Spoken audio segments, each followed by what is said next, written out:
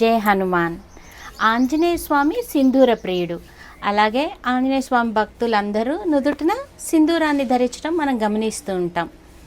ఆలయాల్లో కూడా అభిషేక అనంతరం సింధూర సేవ చేస్తారు. ఎందుకు ఇలా అని తెలుసుకునే ప్రయత్నం చేద్దాము. ఒకసారి అయోధ్య నగరిలో హనుమంతుల వారు సీతాదేవిని నుదుటిన సింధూరం ధరించడాన్ని గమనిస్తారు.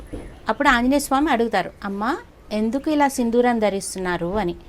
అప్పుడు సీతామాత చెప్తుంది, మీ స్వామికి ఆయుష్ పెరుగుతుంది ఆంజనేయ అని చెప్తుంది. ఆంజనేయ స్వామి వారికి భలే సంతోషం వేస్తుంది. వెమ్మటే వెళ్ళి ఆంజనేయ స్వామి సింధూరంలో పొర్లుతారనమాట.